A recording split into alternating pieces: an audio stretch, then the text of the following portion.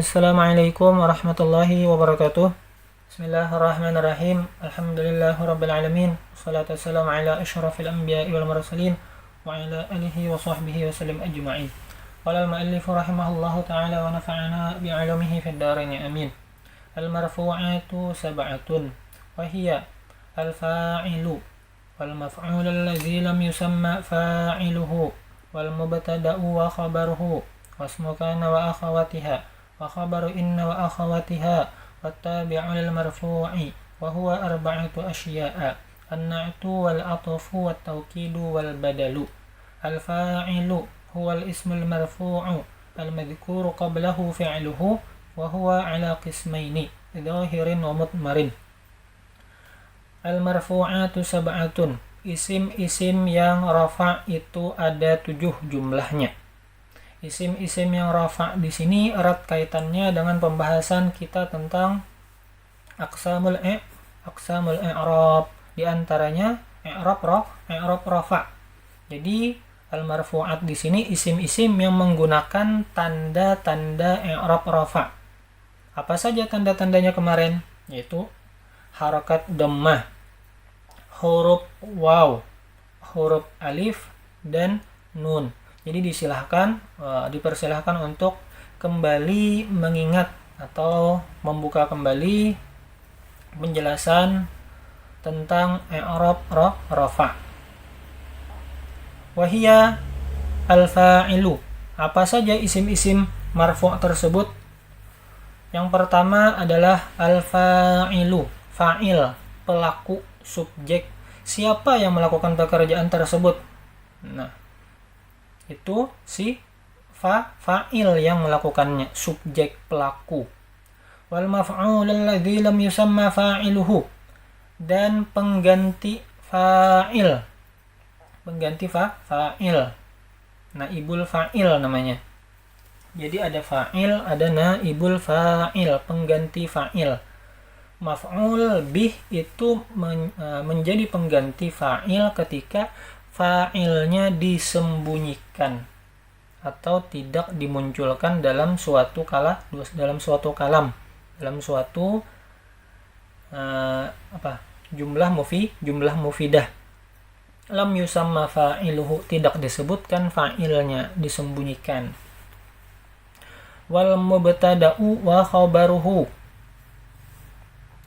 dan mubtada khabar. Mubtada subjek, khabarnya predikat. Jadi ternyata predikat itu bukan tertentu kata kerja saja ya. Mubtada itu bentuk isim, khabar itu bentuk isim. Isim yang pertama disebut mubtada, isim yang kedua disebut khabar. Khabar di situ menjadi pelengkap kepada mubtada, yang mana nanti akan dibahas satu persatu.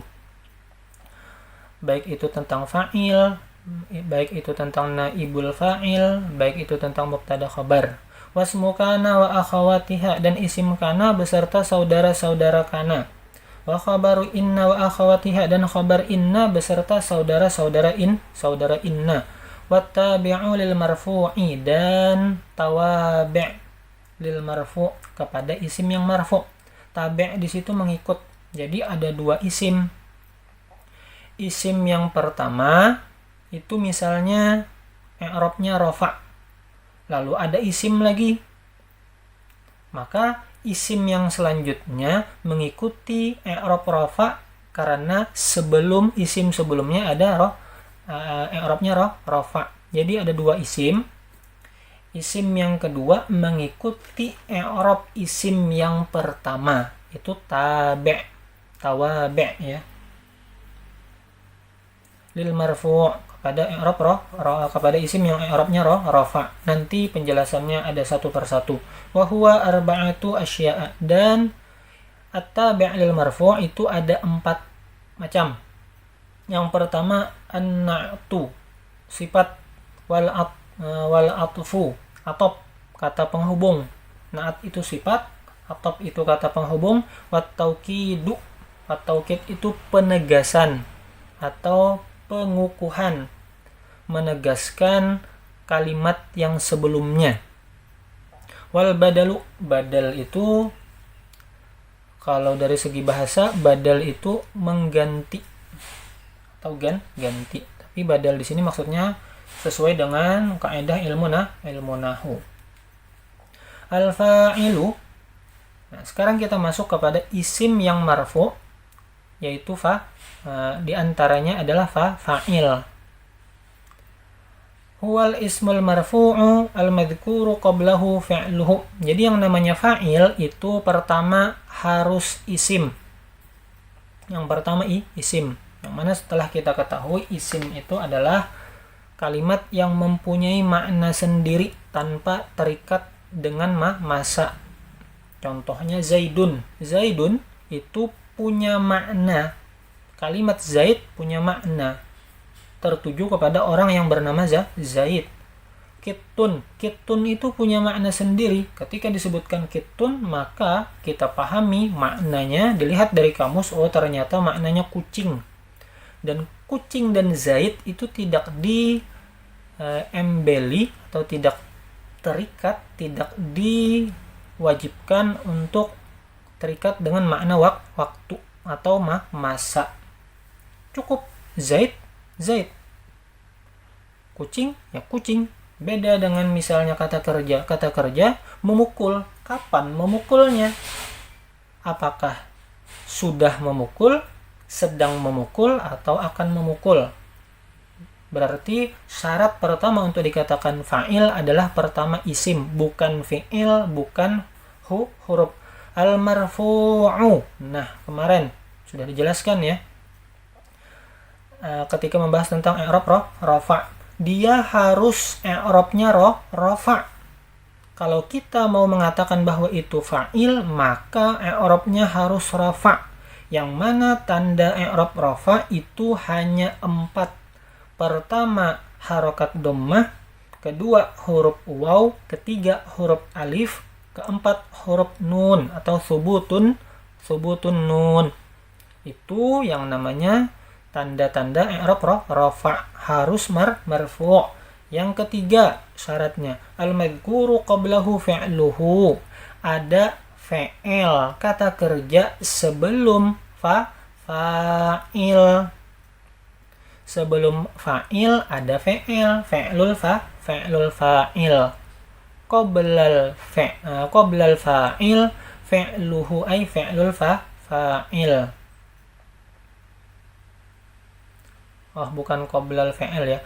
Qoblal isim di situ maksudnya fa'il. Fi'luhu fi'il. Nah, daripada isim tersebut, yang mana isim tersebut adalah fa'il. Jadi harus ada kata kerja sebelumnya. Bagaimana kita mau mengatakan dia pelakunya, kata kerjanya tidak ada. Itu syarat untuk dikatakan fa'il. Wa huwa ala qismaini dhahirin wa mutmarin. Dan fa'il itu ada 2 macam. Dapat dibagi 2. Melihat dari melihat dari segi kaidah nahwu. Dhahirin wa mutmarin. Ada fa'il dhahir, ada fa'il mutmar. Fa'il dhahir di situ adalah fa'il yang tertulis dalam teks sebuah kalimat. Kalau mutmar itu fa'ilnya tidak tertulis, tapi bisa diambil maknanya dari kata kerja tersebut. Karena setiap kata kerja itu menyimpan subjek, tapi subjeknya berupa domir. Baik, kita lihat keterangan yang berwarna merah. Fa'ilun, fa'il. Kriteria untuk dikatakan fa'il itu ada 3. Yang pertama isim, yang kedua marfu', yang ketiga madhkurun qablahu fi'luhu. Yang pertama isim, seperti yang sudah jelaskan tadi sebelumnya, isim dia bukan huruf, bukan fi'il. Marfu' dia i'rabnya rafa, tanda rafa yaitu dhammah, waw, alif dan nun. Madhkurun qablahu fi'luhu. Harus ada fi'il sebelumnya. Ada fi'il kata kerja. Bagaimana mau mengatakan dia pelakunya, pekerjaannya tidak disebutkan atau perbuatannya tidak disebutkan. Kita sebutkan perbuatannya dulu, baru siapa yang mengerjakan perbuatan tersebut. Oh, ternyata si fa'il. Kita lihat contohnya. Ja'a Aliyun. Ali telah datang. Siapa yang datang? Ali. Ali yang datang. Kita lihat. Nah, kita cek, kita teliti satu persatu. Nah, fa'il. Syaratnya Aliyun itu fa'il. Oh, kenapa kamu mengatakan fa'il? Kita lihat. Definisi fa'il, kriteria fa'il. Yang pertama isim. Aliyun isim bukan? Isim. Kenapa? Karena nama orang dan dia mempunyai makna sendiri tanpa terikat waktu. Apakah Ali sekarang, Ali sekarang, Ali yang lampau, atau Ali yang akan datang, tidak terikat oleh masa. Aliyun di situ isim. Kenapa? Karena dia nama orang, atau Aliyun itu merupakan isim, nama orang. Kalau tandanya yaitu menerima tanwin, yunnya di situ.